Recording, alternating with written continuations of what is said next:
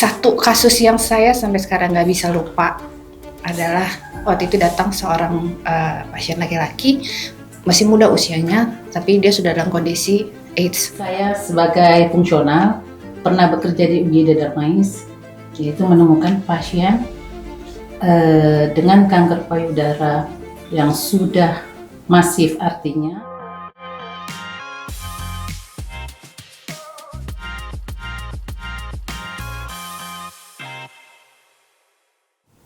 Halo semua, selamat datang di PYC Podcast bersama saya Gabriel Hayuno. Dan saya Tinkan Sarafin.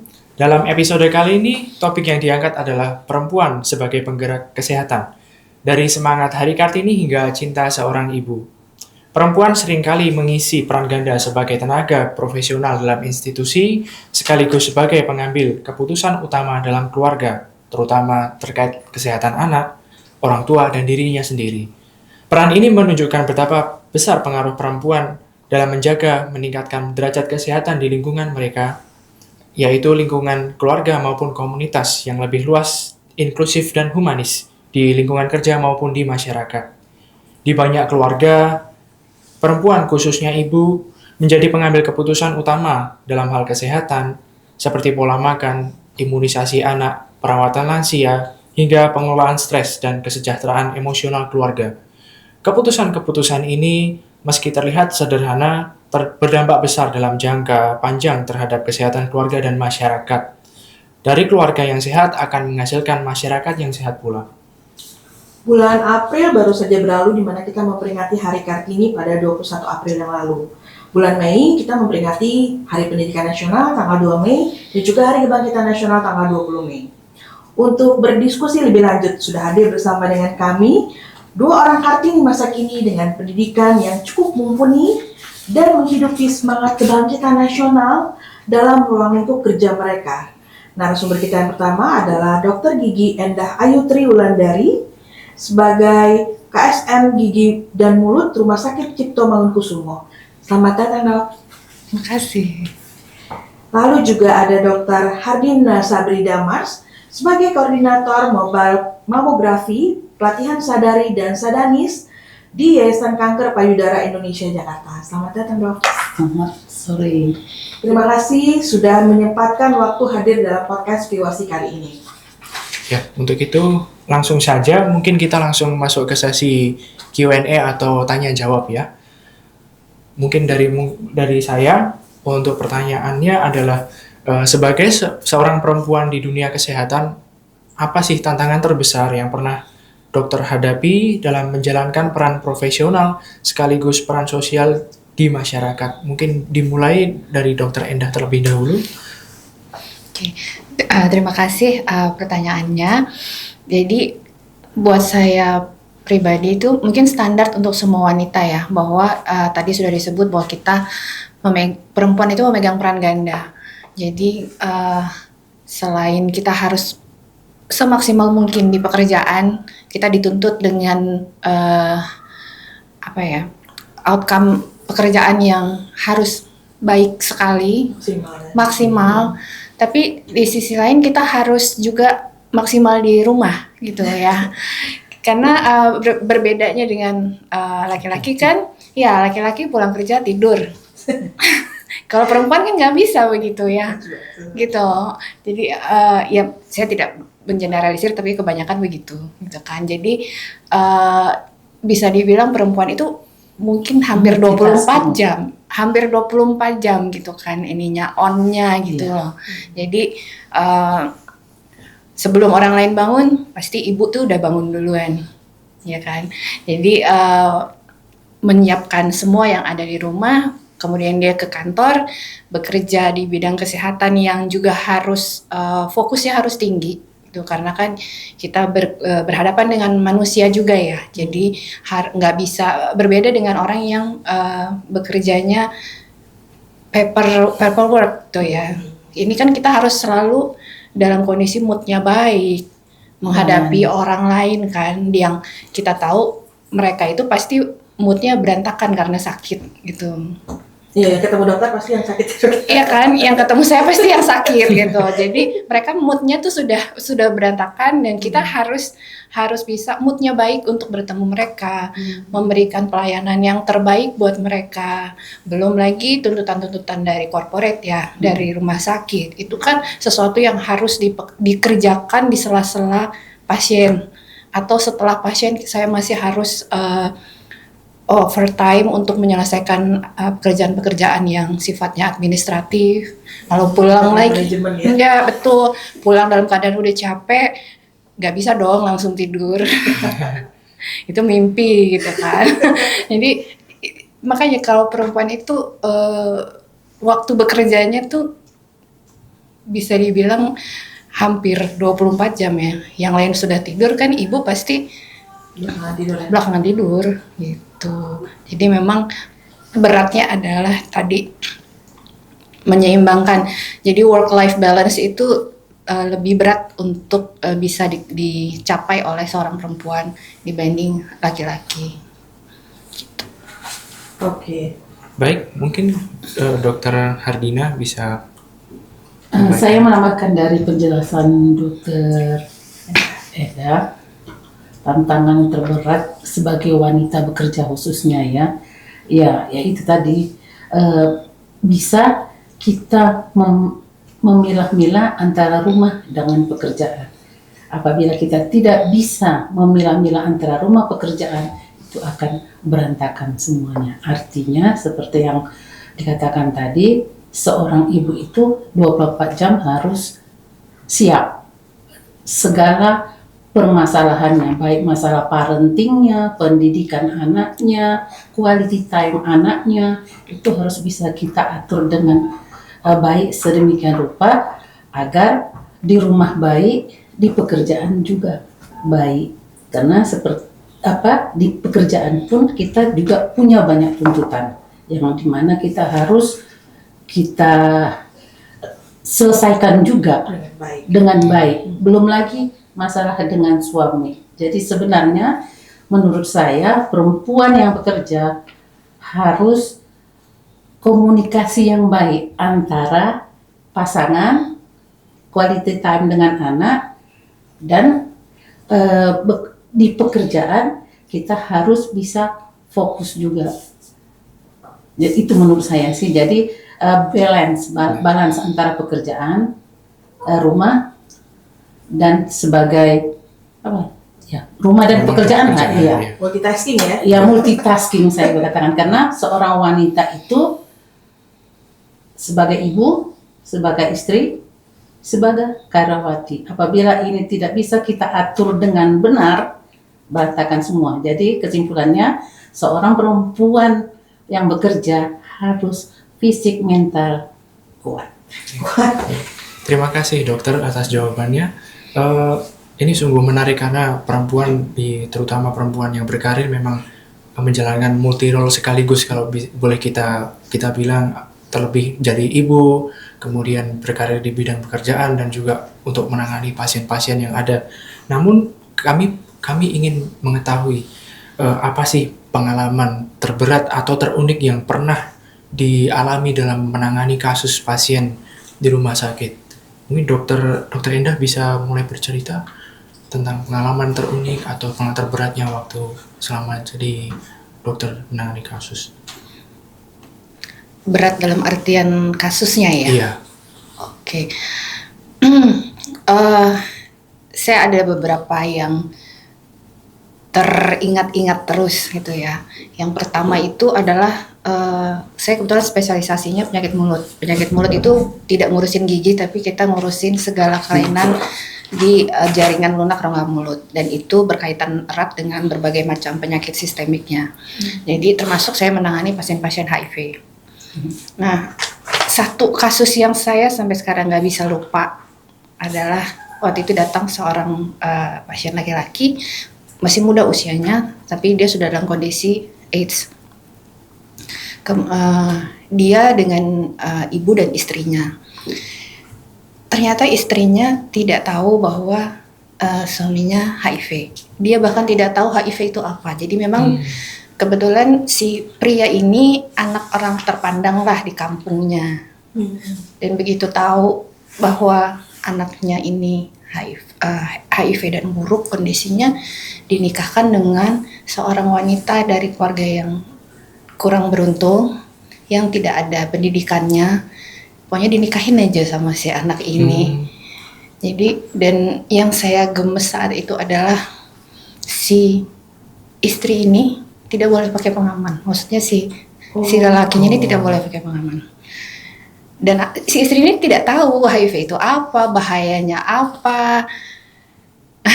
Itu miris, dan itu dan saya tidak boleh memberikan penjelasan lebih detail ke istrinya tanpa seizin si suaminya kan. Emang terus sendiri berarti ya? Karena kan suaminya yang sakit ya. Gitu. Walaupun itu membahayakan. Ya. Dan itu membekas sekali di saya gitu, karena begitu begitu rentannya si istri ini, si wanita ini, hanya karena dia pendidikannya tidak baik, dia tidak paham dengan itu kan sebenarnya HIV itu kan sesuatu yang sudah umum dan banyak diketahui sekarang ya. Tapi dia bahkan tidak punya akses untuk itu gitu. Saya baru tahu kok ternyata walaupun membahayakan tapi memang ada kode etik di dalam dunia kedokteran seperti itu ya, Dok. Kita tidak boleh membuka statusnya walaupun terhadap istri. Saya harus minta izin si suami dulunya.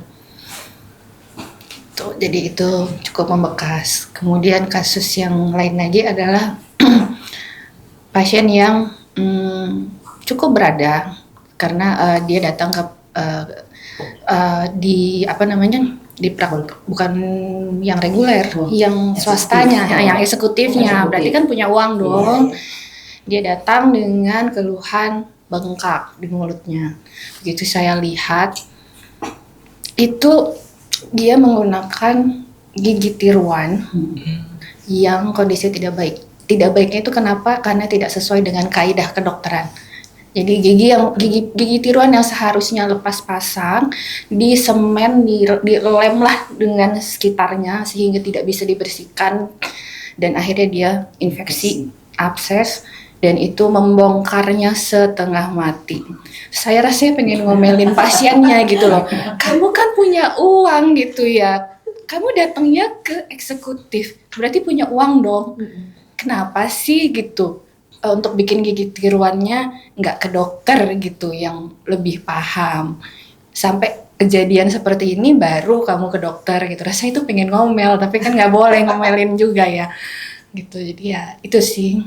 Jadi itu tukang gigi yang tidak maksudnya. Iya. Tadi saya mau bilang begitu. Jadi ternyata pendidikan yang tinggi tidak menjamin ekonomi yang baik itu tidak menjamin. Dan itu bukan satu-satunya kasus yang saya dapat gitu. Ada seorang perempuan yang datang ngeluh giginya seluruhnya ngilu. Begitu saya lihat itu veneer, satu mulut veneer. Dia bilang dikerjakan di salon. Saya nggak ngerti. Ada salon yang mengerjakan itu, saya juga nggak ngerti. Katanya di salon. Dan begitu saya lihat foto ronsennya, itu dipasangin kita adanya pin crown gitu ya. Jadi dimasukin gigi itu kan ada saluran akarnya di dalamnya yang isinya syaraf. Itu tuh dimasukin pasak dalam, dipasangin crown, tapi tidak dilakukan perawatan. Jadi itu gigi hidup dibolongin, dicolok gitu. Gimana nggak ngilu satu mulut gitu. Dan itu mahal dia bilang. Itu bikin itu kecantikan ya? Iya. Baiklah. Jadi ya itu tadi, pendidikan yang tinggi, ekonomi yang baik, tidak membuat seseorang itu melek kesehatan. Jadi memang harus dari kitanya, dari insan kesehatan ini yang edukasinya harus lebih masif ya. Seminar lebih sering gitu. Seminar awam ya. Seminar awam, dan awam tuh nggak cuma estetik saja yang ditampilkan, tapi kesehatan seperti itu kan gigi dan mulut. Ya itu yang harus di awareness-nya gitu loh. Betul. Karena orang lebih memilih Estetik, cantik, ya. estetik, tapi tidak memikirkan efek-efek samping Iya, yang betul. ditimbulkan ya. Iya. Seru juga ya. Serem. Kasusnya sangat-sangat parah. Tapi biasa Dok, penyakit-penyakit mulut tuh apa sih yang paling sering ditemukan di masyarakat Indonesia gitu? Misalnya kalau anak remaja kebanyakan sakit mulutnya apa sih gitu? Oke, jadi mungkin kalau bahasa awamnya mungkin tahu sariawan. Bahasa awam. Sariawan tahu ya. Sariawan, ya. Nah, itu kalau di bahasa awam itu namanya sariawan. Tapi kalau di kami itu bisa sariawan itu banyak sekali penyakitnya. Bisa dari infeksi bakteri, infeksi jamur, infeksi virus, bisa karena gangguan imun atau bisa karena gangguan sistemik lain, misalnya gagal ginjal dan lain-lain. Jadi sebenarnya banyak penyebabnya, tapi bahasa awamnya sariawan gitu. Jadi kami menangani yang sariawan gitu. Oh, ternyata Kanker Oh, mulut, sariawan, gitu, ya. kanker mulut lah dan lain-lain gitu. Efek kemoterapi. Iya, efek kemoterapi, Karena kan orang awam radioterapi. kan hanya mengetahui dari sariawan bahwa itu tergigit. Ya, betul. Dan yang bikin saya gemes adalah apapun sariawannya, obatnya tuh sering kali yang ditetes itu loh, obat Iya. jamur itu loh, atau yang Yang dulu merek A Iya itu, Bu. lagi. atau ya itu ada juga, itu udah nggak ada tapi udah nggak Iya, boleh kan. Itu saya dulu Iya lagi. sampai itu dulu Jadi saya enak. yang pedes itu kan. Iya. Nah, Tapi langsung sembuh sih gimana? ya, tapi itu saya waktu itu sampai berapa ya? Argumen. Bukan berseteru sih, maksudnya ya berhadapan dengan si perusahaan obat gitu terkait obat itu kan akhirnya sekarang tidak ditarik kan Iya, betul. karena dia overclaim. Oh. Dia overclaim, tidak ada evidence base yang bisa ditunjukkan bahwa itu memang sesuai penggunaannya untuk yang dia klaimkan gitu. Tapi kenapa bisa dijual? Jual bebas waktu itu. Itu bukan saya yang Topik harus yang- menjawab. yang Kita berikutnya punya ya. sama rumput yang berbeda. Iya, betul. Betul sekali. Itu jadi. Ya, baik, terima kasih Dokter Indah. Dan selanjutnya untuk Dokter Hardina, apa sih pengalaman terberat atau teruniknya waktu menangani kasus Ya, Basir? saya sebagai fungsional pernah bekerja di UGD Darmais, yaitu menemukan pasien dengan kanker payudara yang sudah masif, artinya payudaranya sudah belatung, berulat, bau, nanah, darah campur, payudaranya sampai ke paha kalau dia tidur. Dan ternyata begitu kita lihat, begitu kita buka, ada cairan klorofil. Oh, Nah, begitu saya anamnesa, ternyata ibu tersebut adalah ke orang pintar terlebih dahulu. Dan setelah tidak bisa disembuhkan, akhirnya baru datang ke fasilitas kesehatan. Dan perlu diketahui, ibu ini adalah seorang yang well educated dan ekonominya bagus.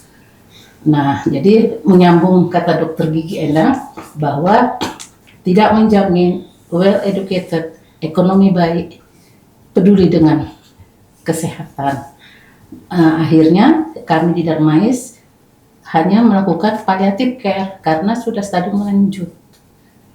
Nah, itu kami sangat menyesalkan saat itu karena kasihan yang harusnya bisa survive karena telat datangnya, ya udah hanya bisa kita mengatasi simptomatisnya aja, artinya simptomatisnya keluhan-keluhannya saja, palingnya lukanya dibersihkan, dikasih penghilang nyeri, dirawat, dan bukan pengobatan penyembuhan lagi, tinggal paliatif. Itu pengalaman untuk fungsional. Nah, pengalaman selama melakukan sebagai penyuluh, edukator atau edukasi, ya pertama-tama kita melakukan itu di tahun 2004-2003 di sekitaran Jabodetabek. Di situ saya sangat miris melihat ibu-ibu sangat rendah sekali pengetahuannya tentang mau melakukan deteksi dini kanker payudara. Handicap yang pertama adalah takut ketahuan, sangat not make sense sekali ya, takut ketahuan. Jadi mendingan nggak tahu daripada tahu nggak tahu ada. Yang lebih miris lagi, kita dengan program Kemkes, kita sudah kasih duit, kita jemput, kita kasih makan, kagak mau. Itulah paling pengalaman yang paling sangat menyedihkan kami rasakan di tahun 2003-2004 waktu itu. Namun dengan kita rajin melakukan penyuluhan rutin, alhamdulillah sebelum saya pensiun dari Rumah Sakit Kanker Darmais, sudah tidak ada lagi yang datang ke Darmais, datang borok atau belatungan. Belum lanjut ya. Udah nggak ada, datang sudah. Jadi maka saya katakan edukasi itu bukan tidak mudah untuk diterima orang. Jadi butuh proses yang lama. Jadi merubah perilaku sangat sulit. Jadi memang berulang-ulang dilakukan edukasi. Jadi memang seluruh stakeholder harus ikut melakukan penyuluhan. Jadi tidak bisa satu institusi, harus bergandeng tangan. Alhamdulillah dari pihak PYC juga ikut-ikutan. Iya. Jadi alhamdulillah kan jadi mempermudah kerjaan Kementerian Kesehatan karena memang merubah perilaku itu sangat sulit. Untuk Jabodetabek hari ini sudah jarang diketemukan yang datang ke Darmais dalam bentuk luka. Sudah hanya, saya tidak tahu untuk daerah-daerah terpencil, saran saya sih sebaiknya memang mungkin program yang Pak Menteri yang sekarang memang akan mensosialisasikan penyuluhan preventif ya terhadap kanker. Iya, kanker dan penyakit-penyakit degeneratif katanya kalau nggak salah. Iya, dan sebaiknya sih ikut juga penyakit gigi dan mulut juga sih sebenarnya harus ikut. Yang menyambung ini, kalau kanker payudara mungkin sudah jadi program Kemkes. Iya, ini gigi dan mulut.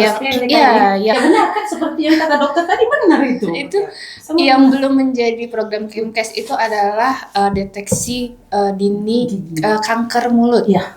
Itu belum. Jadi saya kebetulan pengurus dari Ikatan Spesialis Penyakit Mulut Indonesia beberapa tahun lalu tuh pernah beraudiensi dengan Kemkes. Mereka mintanya bottom up. Itu dia. Jadi kalian temukan dulu kasusnya berapa banyak, masalahnya apa, baru dibawa ke Kemkes. Sementara kami kecil, Ikatan Penyakit Mulut itu kecil, satu Indonesia hanya 200. Kenapa banyak ya? Makanya. Jadi tidak mungkin kami mengumpulkan kasus sebegitu banyak di seluruh Indonesia dengan 200 orang kan. Jadi mau nunggu sampai kapan baru kami bisa dapat dapat perhatian dari Kemkes untuk itu program itu gitu. Jadi kalau kanker payudara mungkin karena sudah banyak sudah. Nah, masalahnya kanker rongga mulut itu dianggap rendah. Apakah memang rendah atau tidak ketahuan kasusnya gitu. Masalahnya itu kan. Benar. Karena tidak ada yang mendeteksi gitu, dan bahkan di level Jakarta saja yang datang ke RSCM tuh rata-rata sudah lanjut gitu. Karena orang tidak mudah mendeteksi kalau kanker di mulut. Dipikir sariawan biasa. Iya, betul, dianggap sariawan biasa. Terus kalau memang bukan orang yang memang biasa mendeteksi itu, dia coba pakai obat ini, tahu-tahu udah terlambat gitu kan. Ya benar. Jadi langkah pertamanya benar, sosialisasi edukasi tentang deteksi dini kanker mulut. Iya, berarti memang jadi supaya masyarakat banyak. Iya, jadi dari PYC juga ikut nanti. Iya, mungkin boleh selanjutnya. Event berikutnya ikut membantu untuk mulut gitu. Mungkin yayasan-yayasan juga belum banyak yang bergerak di bidang permulutan. Kalau payudara kan banyak. Payudara, serviks banyak. Kenapa? Karena memang mereka insiden nomor 1 dan 2 terbanyak di Indonesia. Itu sih sebenarnya. Jadi seperti yang kata dokter tadi. Karena dianggap sedikit padahal belum tentu sedikit. Coba kalau ketahuan kali ya. Dan menurut saya sih jangan tunggu banyak dulu sih. Nah itu ya menurut kami juga begitu. Tapi mungkin ya dari pemerintah punya prioritas yang lain. Skala prioritasnya ya. Saya nggak tahu juga. Iya, menarik. Tapi memang kita harus banyak bekerja sama dengan stakeholders ya, Dok ya. Karena ini terkait dengan edukasi kan. Kalau saya juga mungkin tidak terlalu paham kali terkait dengan penyakit kanker dan mulut gitu kan, bagaimana mencegah dan segala macam. Jadi baik sih untuk kedepannya kita coba mempelajari dan membuat satu kegiatan ya dok ya. Disambut dengan sangat baik. Iya, benar yang kata dokter Endah tersebut, bahwa kami di tahun 2006 beraudiensi ke BKKBN loh, untuk ya bagaimana menurunkan angka insiden kanker payudara. Beraudiensi mengatakan mensosialisasikan ke seluruh bidan di seluruh Indonesia untuk pemberian KB. Jadi pakai, kan sekarang motonya KB, pakailah KB yang bijaksana, kan begitu sekarang. Enggak dulu, hayo pakai KB, sekarang pakailah KB yang bijaksana. Artinya sebelum pemberian KB, tanya dulu, adakah riwayat kanker di keluarga? Kalau ada, tidak boleh yang hormonal. Makanya pilihannya ya harus tepat sesuai dengan riwayat kesehatannya. Ya itu seperti yang dikata dokter tadi, kita harus semua stakeholder harus bekerja sama. Kalau cuma sendiri-sendiri impossible. Itu dia sih. Ya oke, menarik. Saking menariknya kita ngobrol jadi sampai udah lama banget. Baru 1-2 pertanyaan ya, padahal gitu ternyata udah panjang gitu ya. Jadi paling kita masuk ke pertanyaan atau yang selanjutnya ini mungkin ini sih dok ya, lebih pada pesan-pesan. Tadi sebenarnya udah banyak pesan-pesannya, cuman ini mungkin bisa lebih spesifik lagi. Pesan dokter bagi generasi muda perempuan yang ingin berkiprah di bidang kesehatan, namun masih menghadapi hambatan baik secara sosial maupun struktural gitu ya. Itu kira-kira apa nih pesan-pesan dari dokter-dokter yang sudah mendahului masuk di dalam dunia kesehatan, tapi juga bekerja dan sebagai perempuan yang menjadi ratu di rumah. Kan kalau misalnya di rumah kadang-kadang kita anak sakit kan harus menentukan dikasih obatnya apa, kan ibu ya, nggak mungkin tanya bapak mau obat apa, kan nggak mungkin kan. Pilek obatnya apa kan jarang ya. Mungkin sudah istirahat ya. Tidur saja. Ya, silakan dok. Siapa duluan? Boleh. Oke. Kemungkinan apa gini, berhubung karena kami orang medis, dokter, karena di lapangan biasa sudah memberikan keputusan, kan kita kan seorang dokter kan harus cepat tepat memberi keputusan kan, mau dilakukan apa ini pasien, obat apa, diagnosanya apa ya, dan itu memang terbawa ke rumah. Jadi apabila anak sakit atau suami sakit, itu akan terimplementasikan. Jadi kita lebih cepat mengatasi segala suatu masalah, baik itu masalah sakit, masalah rumah tangga juga. Kadang-kadang maaf, istri ini lupa bahwa ada suami yang harus kita tanyakan dulu. Iya. Iya benar. Makanya saya bilang pentingnya komunikasi. Iya, karena kenapa? Saya juga pernah baru 2-3 tahun menikah, suami saya bilang, tolong dong hargai saya. Jangan buat keputusan sendiri. Jadi itu menghargai peran. Iya, setelah itu saya minta maaf saya lupa. Saya terbawa di kantor. Ya namanya dokter, tanya dokter ini kan harus cepat menegakkan diagnosa, menentukan obat apa, apalagi saya kalau di UGD telat-telat mati. Oh iya dong. Nah, jadi di rumah terbawa. Makanya saya bilang pesan bagi perempuan-perempuan yang generasi muda yang ingin berkiprah di dunia kesehatan, tetaplah jadi wanita perempuan yang sebenarnya, tempatkanlah pada masing-masing fungsinya, artinya sebagai ibu rumah tangga, sebagai karyawati, sebagai istri. Karena komunikasi yang penting, komunikasi itu sangat penting. Komunikasi antar yang ketiga fungsi tersebut. Oke. Baik. Mungkin dokter. Ya, kalau buat saya semua orang berhak punya mimpi yang tinggi, termasuk wanita, perempuan itu berhak untuk bermimpi tinggi, termasuk dalam hal pendidikan, dalam hal pekerjaan itu. Dan jalannya memang tidak akan mudah. Jalannya nggak akan mudah. nggak usah di medis pun tidak mudah gitu untuk seorang perempuan. Ya, tapi memang itu ada harga yang harus dibayar ya gitu. Jadi buat saya sih jadi perempuan itu jangan takut bermimpi dan jangan takut menjalani prosesnya gitu. Pasti susah, nggak ada sukses yang gampang gitu. Tidak ada sukses yang instan. Pasti akan ada jatuh bangun ya, nangis darahnya tuh pasti ada gitu. Tapi ya there's a price to pay gitu untuk sebuah mimpi. Jadi ya pesan saya sih bermimpilah yang tinggi. Karena limitnya adalah diri kamu sendiri gitu. Selagi mimpi belum dibayar. Ya. Iya, jadi karena kan kadang-kadang menjadi kepala suatu departemen di rumah sakit itu kan kadang-kadang orang suka kalau perempuan yang memimpin gimana, kalau laki-laki yang memimpin itu masih sering dialami. Tidak. Sekarang udah nggak ya? Alhamdulillahnya Iya. sih Iya. mungkin karena kita di kota besar besar, ya. iya. Nah, Iya, kalau iya. di daerah itu mungkin masih gitu. Tapi mungkin masih. Tapi kalau di kota besar sih, alhamdulillah sudah enggak. Karena kayak di RSCM pun direktur utama yang lalu perempuan gitu. Jadi tidak lagi gender bias gitu. Gender bias di Jakarta, di Kota besar, kota besar sih besar. ya, kota besar ya. Tapi harapannya semoga di tempat-tempat yang daerah juga. daerah-daerah juga seperti itu gitu ya. Jadi pokoknya pesan terhadap generasi muda jangan takut bermimpi ya. Iya, betul. Bukan sesuatu yang tidak bisa dicapai, cuman memang ada Harga yang harus dibayar. mereka pengen air mata. Berdarah-darah. Bukan air mata lagi.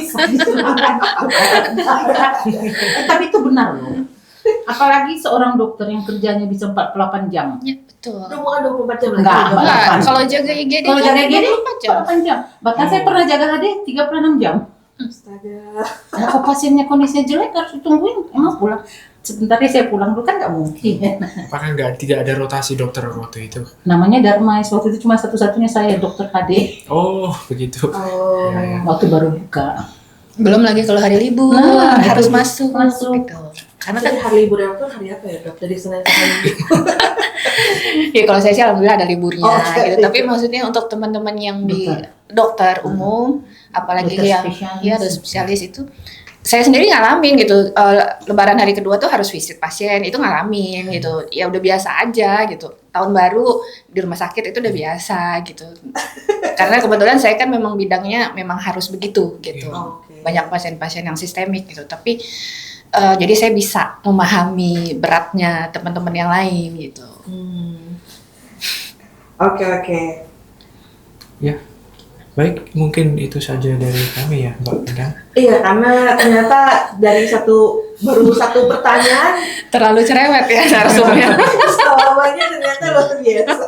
Tapi kami sangat berterima kasih Dokter Endah dan Dokter Hardina memberikan diskusi yang menarik, memberikan insight sehingga sangat menginspirasi bagi perempuan-perempuan Indonesia. Ya. Dan dari diskusi ini juga kita juga bisa melihat kembali perjuangan sebenarnya Ibu Kartini dalam memperjuangkan kesetaraan gender, terutama kesetaraan gender di Indonesia, dan dari juga terutama kesetaraan gender dalam dunia kesehatan ya Ibu ya. Dan mungkin itu juga menjadi salah satu bagian dari kita untuk mewujudkan cita-cita dari kebangkitan nasional dan Ibu Kartini.